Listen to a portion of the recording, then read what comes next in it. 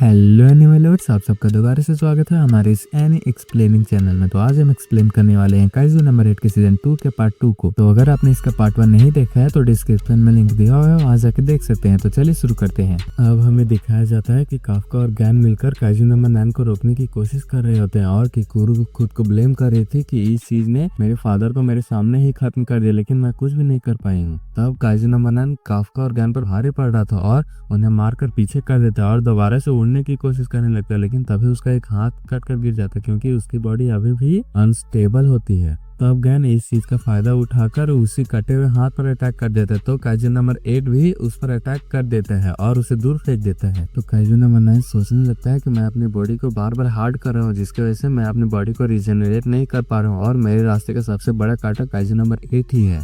तब काफका दोबारा से काइजू नंबर 9 पर जोरदार अटैक करता है, जिसकी वजह से काइजू नंबर 9 का एक और हाथ कट कर गिर जाता है। तब काफका और गैन मिलकर उस पर अटैक करते हैं, लेकिन काइजू नंबर 9 काइजू नंबर 2 के इलेक्ट्रोमैग्नेटिक पावर को यूज करता है और दोनों पे इलेक्ट्रोमैग्नेटिक शॉक देता है। इसकी वजह से वहाँ पर एक जोरदार धमाका होता है, जिसकी वजह से काइजू नंबर 9 की आधी बॉडी डैमेज हो जाती है। लेकिन वो देखता है कि काफका और गैन को कुछ नहीं हुआ होता है और वो दोबारा से अटैक करने के लिए भी तैयार होते हैं। अब काइजू नंबर 9 काफका और गैन को छोड़कर किकुरू और अकीरा पर अटैक कर देता है, जिसकी वजह से काफका और गैन उन्हें बचाने के लिए चले जाते हैं और इसका फायदा उठाकर काइजू नंबर 9 वहाँ से भाग जाता है और बोलता है कि जब मैं अगली बार अटैक करूंगा तब तुम लोग नहीं बचोगे। तब यहाँ पर काफका और गैन ने किकुरू और अकीरा को बचा लिया था, लेकिन उनको इस बात का अफसोस होता है कि वो काइजू नंबर 9 को रोककर डायरेक्टर इसाओ को नहीं बचा पाए, जिसकी वजह से काफका जोर जोर से चीखने लगता है। अब पूरी दुनिया में ये ऐलान कर दिया जाता है कि डायरेक्टर इसाओ अब नहीं रहे हैं, जिसकी वजह से सभी लोग उसके फ्यूनरल में उसे श्रद्धांजलि देने के लिए आए होते हैं। और गैन उस बात को सोच रहा था जब डायरेक्टर इसाओ ने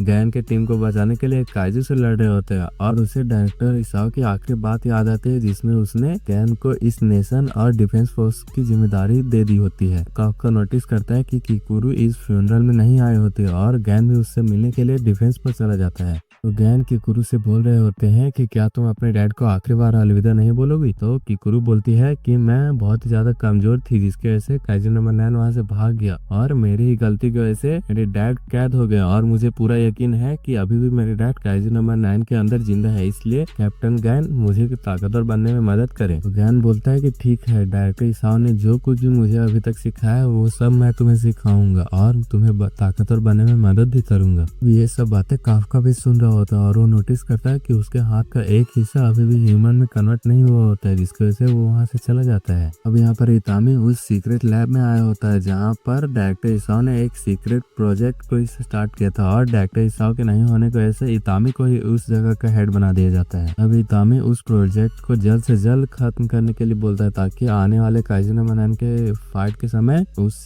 चीज का जल्द से जल्द यूज कर सके और उससे रिवेंज भी ले सके। यहाँ पर किकुरू की ट्रेनिंग भी स्टार्ट हो जाती है और वो प्लूटून लीडर रिन के साथ ट्रेनिंग कर रही होती है, जो किकुरू को आसानी से हरा रही होती है। अब किकुरू सोच रही होती है कि ये तो शॉर्ट रेंज में बहुत ही ज्यादा अच्छे से लड़ रही है। ज्ञान बोलता है कि आखिरकार तुम्हें कितना वक्त लगेगा उस पॉइंट पर आने में जब मैं तुमसे लड़ूंगा। इस डिवीजन के जितने भी प्लूटून लीडर है वो इतनी काबिलियत रखते हैं कि वो एक दिन कैप्टन बन सके, इसलिए अगर तुम उन्हें सरपास नहीं कर पाओगी तो मुझसे कैसे लड़ोगी। और बोलता है कि जो गेम मैं खेल रहा हूँ उसे कंप्लीट करने में पूरा 1 मंथ लगेगा और तब तक तुम्हें सारे प्लूटून लीडर को हराकर आगे आना होगा ताकि मैं तुमसे लड़ सकूं। तो वहाँ पर ऐसे आकर गैन को एक लात मारता है और उसे अपने साथ चलने के लिए बोलने लगता है। किकुरू भी उस फाइट के लिए एक्साइटेड हो जाते हैं, जिसकी वजह से रिन भी फाइट करने के लिए तैयार हो जाती है। अब ऐसी गैन से पूछता है कि क्या हम काइजू नंबर 8 को फर्स्ट डिवीजन का हिस्सा मान रहे हैं या नहीं। अब एक पर्सन ने उन दोनों को एक रूम में बुलाया होता है और इधर काफका भी अपने रूम जाता है और इधर वो पर्सन उन दोनों को दिखा रहा होता है कि उसने काफका की बॉडी का एनालाइज किया होता है, जिसकी वजह से उसे पता चला है कि अगर काफका बार बार काइजू में कन्वर्ट होता रहा तो एक दिन ऐसा आएगा जब वो ह्यूमन में कन्वर्ट ही नहीं हो पाएगा। ऐसा ही चलता रहा तो वो कभी भी एक नॉर्मल लाइफ नहीं जी पाएगा। अब इधर काफका अपने रूम की साफ सफाई कर रहा होता है और डिफेंस फोर्स उस पर नजर रख रहे होते हैं। तब काफका को याद आता है कि उसे एक और भी जगह जाना है, जिसकी वजह से वो डिफेंस फोर्स के साथ उस जगह पर जाने लगता है जहाँ पर उसके पुरानी टीम सभी काइजूस की अड़ी को ठिकाने लगा रहे होते हैं। काफका वहाँ पर अपने पुराने दोस्तों से मिलता है, जो काफका को देखकर बहुत ही ज्यादा खुश होते हैं और काफका यहाँ पर उनके कुछ पुराने चीजों को देने आया होता है और काफका इन चीजों को देखकर उसे पुराने दिनों की याद आ जाती है।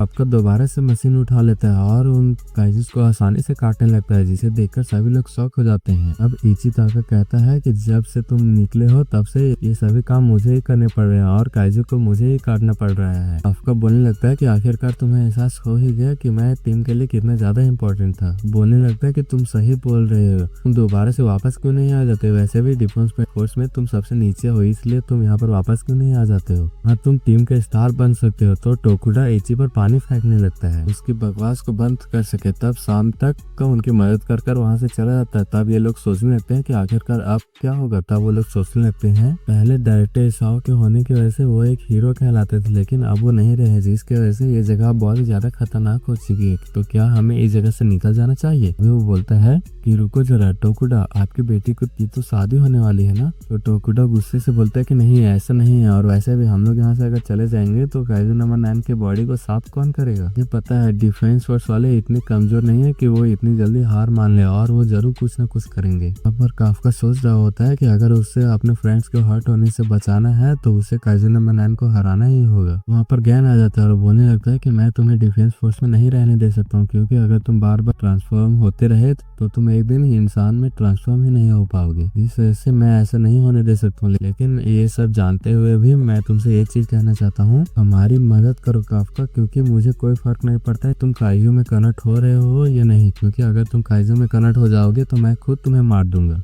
लेकिन हमें कुछ भी करके काइजू नंबर 9 को मारना ही होगा, जिसके लिए मैं कुछ भी कर सकता हूँ। हम दोनों ही वहाँ पर थे, जिसकी वजह से हम दोनों को ही ये फील हो रहा होगा कि वहाँ पर हमने क्या महसूस किया था। मुझे पता है कि तुम भी इस चीज के लिए मना नहीं करोगे। तो काफका बोलता है कि मुझे एक जगह पर पहुंचना था जिसमें डायरेक्टर इसाओ ने मेरी मदद की थी, इसलिए मैं भी तैयार हूँ, इसलिए मैं तुम्हारी मदद जरूर करूंगा। तो गैन बोलता है कि तो ठीक है, चलो डिफेंस फोर्स में तुम्हारी जरूरत है। अब डिफेंस फोर्स में काइजू नंबर 9 से लड़ने के तैयार हो रहे होते हैं। अब यहाँ पर सोशिरो काइजू नंबर 10 के बाकी बचे हुए बॉडी को देखने चला जाता है, जहाँ पर काइजू नंबर 10 के बॉडी काफी बुरी हालत में थे, फिर भी वो 5.7 फॉर्टिट्यूड की एनर्जी रिलीज कर रहा था, जिसकी वजह से सभी लोग डर जाते हैं। सोशिरो बोलने लगता है कि इससे डरने की जरूरत नहीं है। तो काइजू नंबर 10 बोलने लगता है कि तुम्हें देख के ही लगता है कि तुम सबसे अलग हो, काश मैं उस टाइम जीत गया होता। तो सोशिरो बोलता है कि मैं यहाँ पर पुरानी बातों को दोहराने के लिए नहीं आया हूँ, मैं यहाँ पर काइजू नंबर 9 के बारे में जानने के लिए आया हूँ। तो काइजू नंबर 10 बोलता है कि हाँ, मैं इसके बारे में बता सकूँ, क्योंकि ये मेरा क्रिएटर ही तो है, लेकिन इसके बदले मैं चाहता हूँ कि तुम मुझे यहाँ से बाहर निकालो ताकि मैं तुमसे लड़ सकूँ। तो सोशिरो बोलता है ऐसा मैं नहीं कर सकता हूँ, क्योंकि तुम्हारा कोर काफी ज्यादा डैमेज हो चुका है। काइजू नंबर 10 बोलता है कि मैं जानता हूँ, लेकिन मैं चाहता हूँ कि तुम मेरी बॉडी को एक वेपन में कन्वर्ट कर दो और उसे तुम यूज करो ताकि मैं तुम्हारी बॉडी पर कब्जा कर सकूं। अब कानोमी ऐसा करने से सोशिरो को मना करने लगते, क्योंकि अभी तक किसी भी इंटेलिजेंट काइजू को वेपन में कन्वर्ट नहीं किया गया होता और इससे क्या होगा ये किसी को भी नहीं पता था। काइजू नंबर 10 बोलता है कि मुझे तुमसे लड़ने में काफी मजा आया। तो सोशिरो बोलता है कि मुझे तुमसे लड़ने में बिल्कुल भी मजा नहीं आया। तो काइजू नंबर 10 बोलता है मैं जानता हूँ कि तुम्हें भी मुझसे लड़ने में काफी ज्यादा मजा आया था, कि तुम भी जानते हो कि अगर कोई तुम्हें कड़ी टक्कर दे तो उससे लड़ने में कितना ज्यादा मजा आता है। अब सोशिरो लैब से बाहर आ जाता है और कानोमी को बताता है कि वो बहुत ही ज्यादा डर गया था, इसलिए वो काइजू नंबर 10 को इक्विप नहीं करेगा। लेकिन फिर भी सोशिरो काइजू नंबर 10 से लड़ना चाहता था और वैसे भी उससे काइजू नंबर 9 की जानकारी चाहिए थी, जिसकी वजह से वो बात उसे माननी ही पड़ती है। इसकी वजह से वो हाँ बोलता है और मीना भी इस चीज के लिए मान जाती है। तो सोशिरो काइजू नंबर 10 को इस बारे में बताने लगता है और वादा करता है कि वेपन बनने के बाद भी काइजू नंबर 10 सोशिरो को बॉडी पर कब्जा नहीं कर पाएगा। अब इधर किकुरो और काफका को पता चलता है कि सोशिरो यहाँ पर काइजू नंबर 9 के बारे में डिस्कस करने के लिए आ रहा है, जिसकी वजह से काफका सोचने लगता है कि उससे सोशिरो से अभी माफी मांगनी है, ये बात छुपाने के लिए कि वो काइजू नंबर 8 है। अब एस यहाँ पर गैन के बारे में पूछने लगता है और उसे जैसे ही पता चलता है कि गैन सभी प्लूटून लीडर के साथ कहीं पर गया हुआ है, वो समझ जाता है कि वो फर्स्ट डिवीजन के पास गया हुआ, क्योंकि फर्स्ट डिवीजन और थर्ड डिवीजन के ये आपस में बिल्कुल भी नहीं बनती है और वो आपस में कम्पीट करते ही रहते हैं। तब यहाँ पर गैन सोशिरो को बोलता है कि सोशिरो तुम्हें यहाँ पर आने के लिए किसने अलाउ किया? तो सोशिरो बोलता है कि मुझे यकीन नहीं होता कि फर्स्ट डिवीजन का कैप्टन खुद मुझे लेने के लिए आया है, और हाँ, मुझे यहाँ पर आने के लिए उस पर्सन ने परमिशन दी है जो तुमसे ज्यादा इम्पोर्टेंट है। अब गैन बोलता है कि अपनी बकवास बंद करो, इस बेस के अंदर बाउल कट और छोटी आंखों वाले बंदे यहाँ पर अलाउ नहीं है और तुम्हारे पास दोनों ही है, इसलिए तुम यहाँ से निकल जाओ। सोशिरो बोलता बोलता है कि क्या तुम उस बात को लेकर अभी भी नाराज हो कि ट्रेनिंग के दौरान मैंने छोटे काइजूस को मारने में तुम्हें हरा दिया था।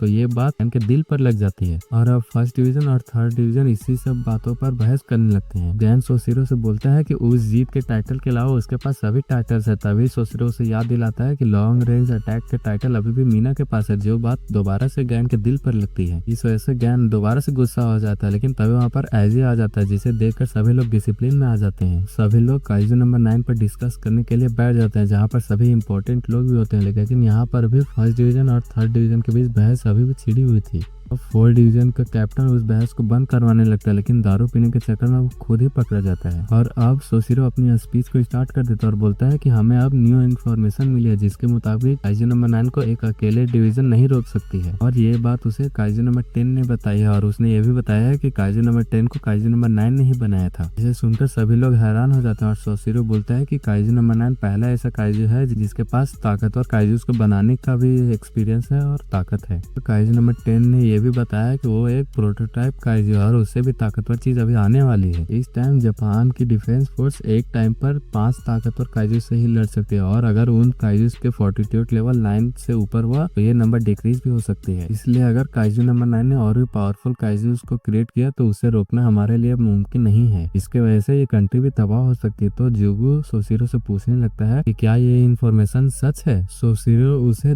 पिछले 10 सालों का डाटा दिखाता है, जिससे ये साबित होता है कि ये इन्फॉर्मेशन सच है। सोशिरो बोलता है कि हमें नहीं पता कि काइजूस कैसे आए हैं, लेकिन टेक्टोनिक फॉल्ट्स की वजह से जो एनर्जी निकली थी उसने जियोलॉजिकल मटेरियल्स पर असर किया था और उसी वजह से काइजूस बने थे। और हमें ये लगता है काइजू नंबर 9 उसी प्रोसेस पर इंटरफेयर करके काइजूस को क्रिएट कर रहा है। हमें नहीं पता है कि काइजू नंबर 9 अभी कहाँ है, लेकिन अगर उसे मल्टीपल काइजूस को क्रिएट करने के लिए पावर चाहिए तो वो जरूर फिलीपींस और यूरेनियम फ्लेट्स के बीच में ही होगा और वहां तक हम पहुंच सकते हैं। तभी एक बोलता है कि वहां तक पहुंचने में तो हमें काफी टाइम लग जाएगा। तो दूसरा बोलता है कि तो हम उस चीज का इंतजार करेंगे जब काइजू नंबर 9 खुद हम पर अटैक करेगा। मीना बोलने लगती है कि काइजू नंबर 9 जिस चीज को भी एब्जॉर्ब कर लेता है उसकी मेमोरी वो देख सकता है और अभी डायरेक्टर इसाओ की सभी मेमोरीज को काइजू नंबर जानता है, जिसकी वजह से उसे पता है कि अभी जापान की डिफेंस फोर्स के पास कितनी पावर है। तो सीरो इस चीज से निपटने का एक उपाय देता है, जिसमें वो न्यू कमर्स को ट्रेन करने का उपाय देता है, क्योंकि उस वही एक चीज है जिसके बारे में डायरेक्टर इसाओ को नहीं पता था। और अगर हमें ये लड़ाई जीतनी है तो हमें न्यू कमर्स को अच्छे से ट्रेन करना होगा। तो मीना काइजू नंबर 6 के वेपन को यूज करने के लिए बोलती है, जिसकी वजह से सभी लोग हैरान हो जाते हैं, क्योंकि वो वेपन सबसे ताकतवर काइजू नंबर 6 से बना हुआ है, जिसे कोई भी कंट्रोल नहीं कर सकता है। मीना बोलने लगती है कि उसे एक ऐसा इंसान मिल गया है जो काइजू नंबर 6 के वेपन के साथ कंफर्टेबल हो सका और उसका नाम रैनो है, जो काफी तेजी से ग्रो कर रहा है। तो जुगू ये बात सुनकर हैरान हो जाता है, क्योंकि रैनो अभी उसी के डिवीजन में ट्रेनिंग ले रहा होता है।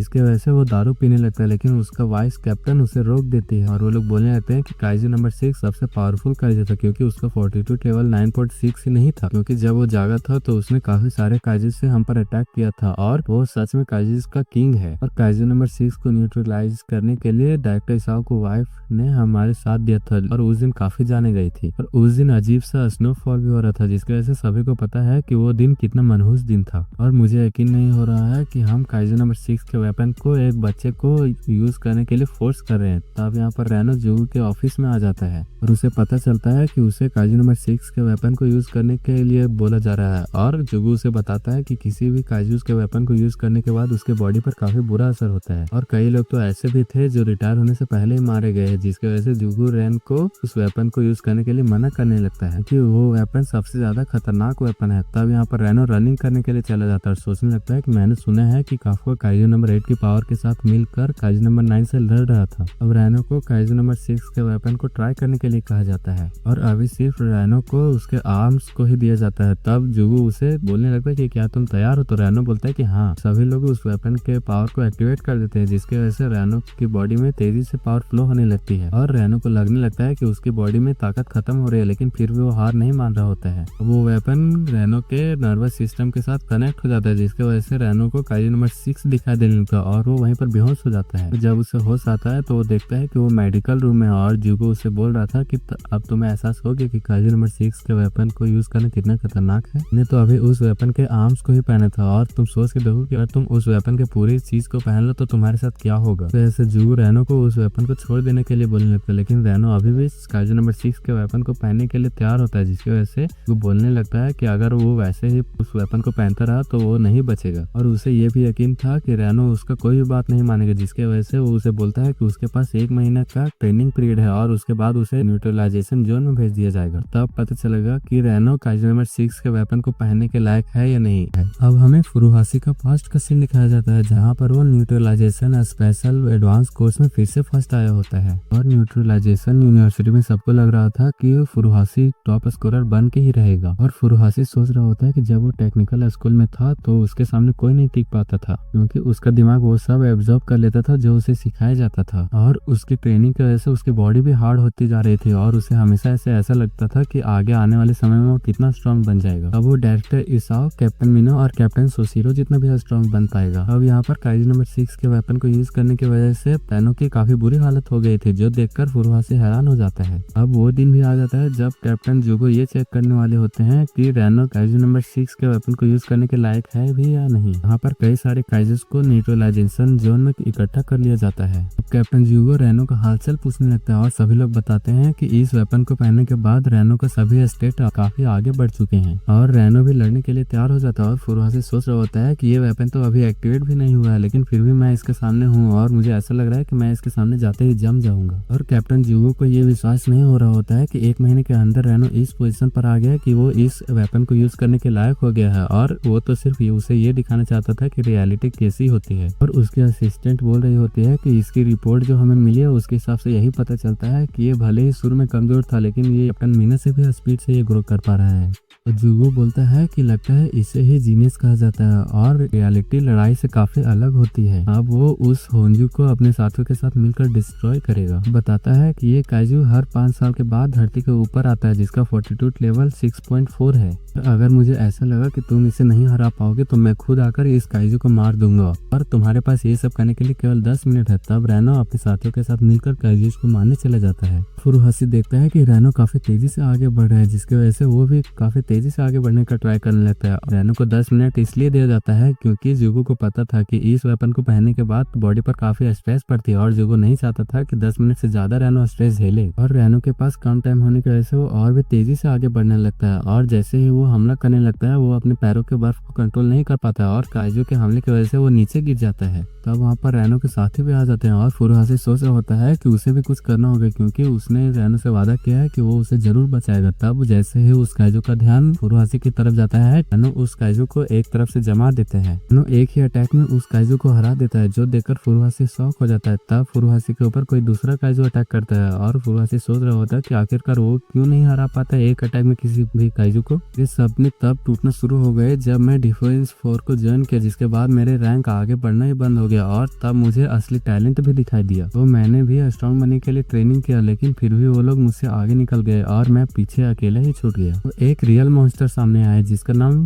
रैनो था और तब फुरुहाशी के ऊपर एक काइजू अटैक करके उसे दूर फेंक देता है। जुगो फुरुहाशी को समझाने लगता है कि उसे खुद पर ज्यादा स्ट्रेस नहीं डालना चाहिए, कभी कभी पीछे भी हटना चाहिए। तब वो काइजू दोबारा से फुरुहाशी पर अटैक करने वाला था। अब रैनो बीच में आ जाता है और वो फुरुहाशी को इसलिए थैंक्स बोलने लगता है क्योंकि उसके वजह से उसे खुद को संभालने का मौका मिल गया था। अब रैनो एक ही अटैक में दोबारा से उस काइजू को मार देता है और अकेले ही लड़ने के लिए जाने लगता है और फुरुहाशी बोलने लगता है कि मुझे अकेला मत छोड़ो रैनो। अब रैनो अपने सूट के 43% पावर को अनलॉक कर लेता है और उस काइजू के एक हाथ को फ्रीज कर लेता है, लेकिन ये चीज भी उस काइजू के ऊपर काम नहीं कर रही होती है, जिसके वजह से रैनो सोच रहा होता है कि उसे अपने पावर को और भी बढ़ाना होगा, क्योंकि ये काइजू बहुत ही जल्दी अपने शरीर को रिजेनरेट भी कर रहा होता है। अब रैनो अपने सूट के पावर को 46% तक ले जाता है, जो देखकर सभी लोग हैरान हो जाते हैं। लेकिन जुगो को लग रहा होता है कि वहाँ पर कुछ गड़बड़ी है और यहाँ पर रैनो ने उस काइजू में होल कर दिया होता है और ये पावर भी इस चीज के लिए कम होती है, जिसके लिए वो अपने सूट के 56% पावर को भी अनलॉक कर लेता है। तो वजह से सभी लोग पूछने लगते हैं कि क्या वो ठीक है, तो रैनो बोलने लगता है कि हाँ वो ठीक है और इस चीज के चक्कर में उसके दिमाग भी काफी क्लीन हो गया है, जो सुनकर सभी लोग हैरान हो जाते हैं। अब वो हांजी भी ट्रांसफॉर्म होने लगता है और रैनो अपने दोस्तों को बचाने के बारे में सोचकर अपने सूट के और भी ज्यादा पावर को अनलॉक करने लगता है, जिस वजह से वो बहुत ज्यादा तेज हो जाता है और वो धीरे धीरे करके उस हांजी को फ्रीज करने लगता है। लेकिन सूट के ज्यादा पावर को यूज करने की वजह से उसके शरीर में जगह पर फट चुके होते हैं,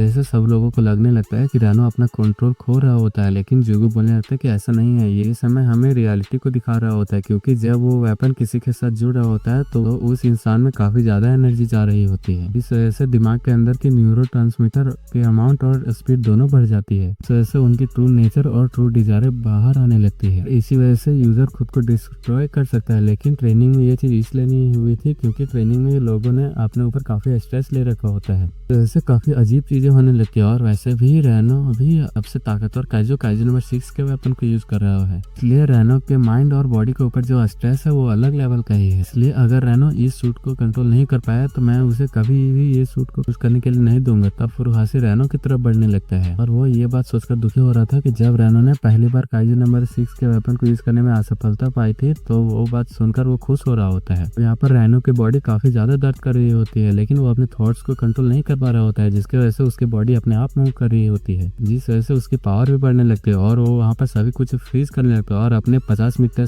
के रेडियस में सभी को फ्रीज कर देता है और सभी काइजूस को मार देता है कि वो इस हंजू को मार सके। और यहाँ पर इस हंजू को 35% बॉडी फ्रीज हो चुकी होती है। इस चक्कर में रैनो के 16 मसल्स फट चुके होते हैं, साथ ही उसे 4 बोन फ्रैक्चर भी आई होती है। तो यहाँ पर रैनो का टांग भी टूट जाता है, जिस वजह से जुगो डिसाइड करता है कि वो खुद लड़ने जाएगा और वो रैनो को रुकने के लिए बोलता है और खुद वहाँ पर जाने के लिए तैयार होने लगता है। रैनो सोचने लगता है कि मैं बहुत ही ज्यादा कमजोर हूँ और इस तरह तो मैं अपने दोस्तों को बचा भी नहीं पाऊंगा। तब यहाँ पर फुरुहाशी उस बर की दीवार को तोड़कर अंदर आ जाता है और जुगो से थोड़ा और टाइम मांगने लगता है, लेकिन जुगो उसे वहाँ से बाहर निकलने के लिए बोलने लगता है। लेकिन फुरुहाशी अपने सूट के पावर से ज्यादा स्पीड तेज भाग रहा होता है, जिसकी वजह से जुगो भी हैरान हो रहा होता है कि फुरुहाशी तो अपने सूट के केवल 24% पावर को ही यूज कर सकता है। और फुरुहाशी सोच रहा होता है कि रैनो तो सच में काफी कमाल का बंदा है, हमेशा से ही ऑनेस्ट और हार्डवर्किंग बंदा रहा है और उसे अपने साथियों का भी काफी परवाह होती है। से मैं उसे काफी जेलस हूँ और इसी वजह से मुझे पता है कि ये काइजू नंबर 6 के वेपन को यूज कर सकता है। इस वजह से वो उस आइस की दीवार को तोड़ देता है और रैनो के पास आ जाता है और उसे होश में लाने लगता है। और जब रैनो होश में आता है वो देखता है कि वो फुरुहाशी के कंधे पर है और फुरुहाशी ने यहाँ पर जुगी से थोड़ा और भी टाइम मांग लिया होता है। जैसे रैनो को उस होंजू को हराना होगा ताकि वो एक सूट को भी यूज कर सके। फुरुहाशी रैनो को बोलता है कि चलो रैनो, मैं इस होंजू को उस पॉइंट पर लाऊंगा जिस पॉइंट पर तुम इसके कोर को डिस्ट्रॉय कर सकते हो। रैनो बोलता है कि तब तो तुम भी खतरे में आ जाओगे। तो फुरुहाशी बोलता है कि मुझे अंडर एस्टिमेट करना बंद करो और तुम खुद से सब कुछ करना भी बंद कर दो और तुम मुझसे छोटे हो इसलिए तुम शांत रहो। तो रैनो बोलता है कि फुरुहाशी, तुम तो अच्छे कमाल के बंदे हो कि जब भी मैं डरा हुआ होता हूँ तो तुम वहाँ पर आके मुझे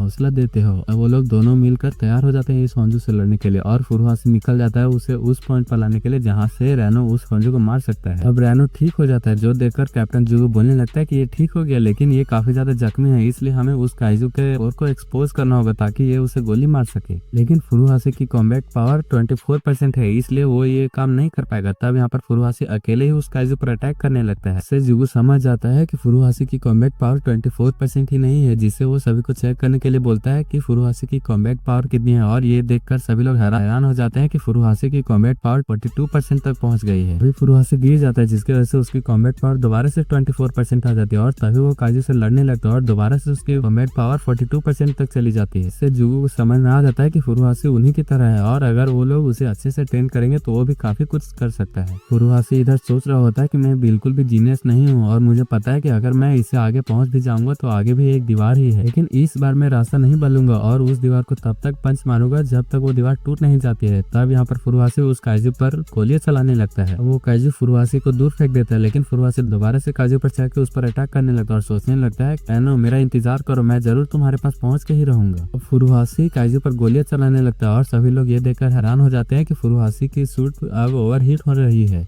फुरुहाशी उस जगह पर गोलियां बार बार चलाने लगता है जहां पर वो जख्मी होता है और गोलियां बार बार चलाने की वजह से उस काइजू का कोर दिखने लगता है, जिससे रैनो को उस पर अटैक करने का मौका मिल जाता है और वो एक ही अटैक से उस काइजू को मार देता है, जिसे देखकर जुगो भी हैरान हो जाता है। और उसकी और किकोरू की माँ हिकारी की बात याद आने लगती है, जहाँ पर हिकारी उसे मिलने के लिए आई होती है और बताती है कि उसे नंबर 4 वेपन के लिए चुना गया है और अगर वो उस टेस्ट में पास हो जाएगी तो उसे नंबर 4 वेपन को यूज करने के लिए दे दिया जाएगा। इसलिए वो यहाँ पर जुगो से ये पूछने के लिए आई है कि क्या वो नंबर 4 वेपन के लायक है भी या नहीं। जुगो सोचने लगता है कि अगर मैं उस टाइम तुम्हें मना कर देता तो क्या तुम अभी भी जिंदा होती। और यहाँ पर फुरुहाशी और रैनो उस काइजू को मारने के बाद काफी खुश हो जाते हैं और उनकी टीम भी काइजू को मारने की वजह से काफी खुश हो जाते हैं और जुगो रैनो और फुरुहाशी की दोस्ती को देखकर इमोशनल हो जाता है। सोचने लगता है कि अगर मैं उस टाइम उसके साथ लड़ पाता या उसे वहां जाने से मना कर पाता तो अभी वो जिंदा होती। तब जुगो रेनो को बोलने लगता है कि तुम इस टेस्ट में पास हो चुके हो, इसलिए तुम इस कंट्री के फ्यूचर को डिफेंड कर सकते हो। इससे रेनो और फुरुहाशी दोनों ही हैरान हो जाते हैं और खुश हो जाते हैं। और हर जुगू की असिस्टेंट बोलने लगती है कि क्या ये सही रहेगा, क्या आपको पूरा यकीन है, आपको ये नहीं बताना चाहिए उसे कि वो अपने सेंस ऑफ रिस्पॉन्सिबिलिटी की वजह से वो खुद को भी सेक्रीफाइस कर सकता है। जुगू बोलता है कि मुझे ये करने की जरूरत नहीं है क्योंकि फुरुहाशी ने खुद उसे ये बात समझा दी है। तब कैप्टन मीना जुगू से फोन लगाती है ताकि वो रेनो के बारे में जान सके और जुगू उसे बताता है कि रेनो काइजू नंबर 6 के वेपन को यूज करने के लिए एकदम परफेक्ट है। और कैप्टन मीना बोलने लगते कि ये बात है क्योंकि मैं अपनी टीम के मेंबर्स को मरते हुए नहीं देखना चाहती हूँ, इसलिए मैं ये जानना चाहती थी कि आप इसके बारे में क्या सोचते हैं क्योंकि आप उनमें से एक हो जो नंबर्स वेपन को यूज करने के लिए सबसे सही लड़के को चुनते हो। जुगू बोलता है कि ये बहुत अजीब टाइम है कि कोई ऐसा मिला है जो काइजू नंबर 6 के वेपन को यूज कर सकता है और कोई ऐसा भी है जो जिसके पास सेम एबिलिटी है और वो दोनों ही मेरे सामने ही है, इसलिए मैं उन्हें वो सब सिखाऊंगा जो मैं उन्हें सिखा सकूं और उन्हें वो वॉरियर बनाऊंगा जिसे देखकर तुम भी हैरान हो जाओगी। इधर इजुमी और आओई भी ये देखकर हैरान हो जाते हैं कि रेनो को काइजू नंबर 6 वेपन को यूज करने के लिए चुन लिया गया है।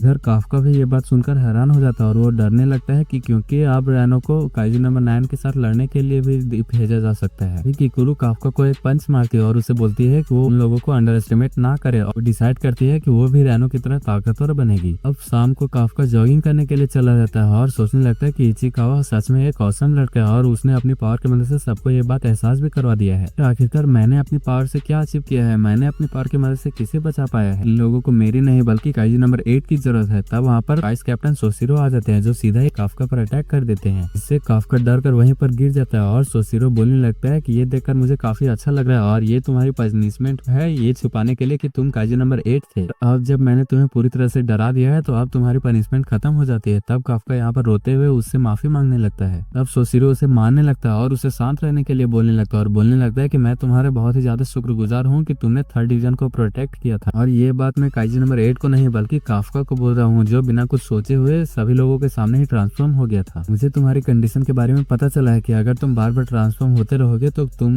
एक दिन ऐसा भी आएगा जब तुम ट्रांसफॉर्म ही नहीं हो पाओगे, इसलिए तुम्हें काइजू नंबर 8 में ट्रांसफॉर्म होने की जरूरत नहीं है क्योंकि काइजू नंबर 9 को मैं खुद हराऊंगा। और मैं तुम्हें यहाँ पर ये बात बताने के लिए ही आया था कि तुम्हें काइजू नंबर 8 बन के आगे नहीं बढ़ना चाहिए बल्कि तुम्हें काफका बनकर आगे बढ़ना चाहिए। इसके लिए तुम्हें कितनी भी मुश्किलों का सामना करना पड़े। और ये सुनकर काफका रोने लगता है और सोचने लगता है वाइस कैप्टन सोशिरो बाहर से कितने भी कठोर दिखते हो लेकिन अंदर से वो काफी नर्म है। वो सोशिरो से बोलने लगता है कि ये बात सच है कि मैं लोगों को बचाना चाहता हूँ लेकिन मैं अभी इतना ताकतवर नहीं हूँ कि मैं अपनी पावर की मदद से किसी को बचा सकूं। बस मैं अपने दोस्तों को कभी भी रोते हुए नहीं देखना चाहता हूँ, इसलिए मैं काइजू नंबर 8 बन के सबकी मदद जरूर करूंगा। सोशिरो को ये समझ में आ जाता है कि अगर कोई भी मुसीबत में रहेगा तो काफका जरूर ट्रांसफॉर्म होकर उसे बचा लेगा, इसलिए वो डिसाइड करता है कि वो काफका को स्ट्रांग बना के ही रहेगा। इसलिए वो अपने साथ एक टेम्पल में ले जाने लगता है और उसे बताता है कि ये रियोनिट टेम्पल है जो एडो पीरियड से यहाँ पर है और ये उनके लिए है जो काइजू से लड़े हैं या काइजू से लड़ते हुए मरे हैं। तो शिरो काफका से पूछने लगता है कि क्या तुम्हें पता है कि मेरेकी डाई काइजू क्या था। तो काफका बोलता है कि हाँ मैंने इसके बारे में बुक में पढ़ा था। ये एक बहुत बड़ा डिजास्टर था जो एडो और ईस्टर्न जापान को 1657 में काफी हद तक डिस्ट्रॉय हो चुका था। तो शिरो बोलता है कि तब हमारे लड़ने का टेक्निक काफी पुराना था और ये वो जगह है जहाँ पर सभी लोग काइजू से लड़े थे, इसमें काफी लोग मरे थे और जब हम लोग भी मरेंगे तो हमारी आत्मा भी यही टेम्पल में रहेगी। तो शिरो लड़ने के लिए तैयार हो जाता है और बोलने लगता है कि चलो अब हम लड़ते हैं और मुझे दिखाओ कि अब तुम पहले से कितने ज्यादा ताकतवर हो चुके हो। काफका और सोशिरो लड़ने लगते हैं लेकिन काफका सोशिरो को छू भी नहीं पा रहा था।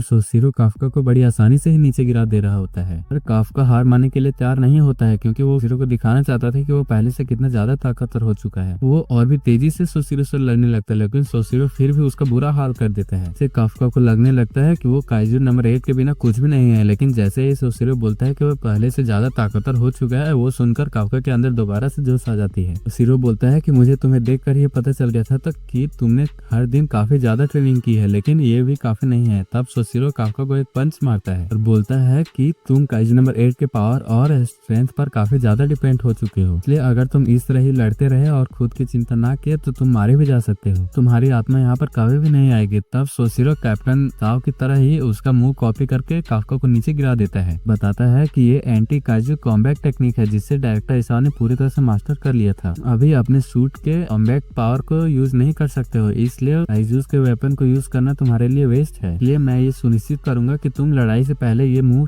सीख जाओ कि तुम बिना ट्रांसफॉर्म हो के भी लड़ सको और जब तक तुम जापान में रहोगे काइजूस के अटैक तुम पर होते रहेंगे। इसलिए काइजू नंबर 9 ही एक नहीं है जिसे तुम्हें हराना है बल्कि कई सारे काइजूस हैं जिसे जिसे तुमसे लड़ना है, इसलिए तुम इसके आगे का सोचो। इसलिए चलो और मुझसे कैप्टन मीना के बगल में रहने का सीट छीन के दिखाओ। ये तुम्हारी पावर की मदद से ये हो सकता है। तब काफका इस चीज के लिए तैयार हो जाता है, जिसकी वजह से सोसियो दोबारा से उसे मारने लगता है। बोलता है कि वो कभी भी मीना को हासिल नहीं कर सकता है। तब वो लोग वहाँ से जाने लगते हैं। काफका डिसाइड करता है कि वो और भी ज्यादा ताकतवर बनेगा, लेकिन जाने से पहले वो उस टेम्पल में प्रे करने लगता है। इससे उसे वहाँ पर एक छवि दिखाई देने लगती है, लेकिन उसे कुछ समझ में नहीं आता और सोसिरो को बुलाते ही वो छवि वहाँ से गायब हो जाती है। लेकिन काफका को ये समझ में नहीं आ रहा था कि आखिरकार वो छवि कहाँ गई। इसी के साथ हमारा पार्ट 2 यहीं पर खत्म होता है। अगर आपको इसका नेक्स्ट पार्ट चाहिए तो कमेंट करें और वीडियो पसंद आया हो तो वीडियो को लाइक करना और चैनल को सब्सक्राइब।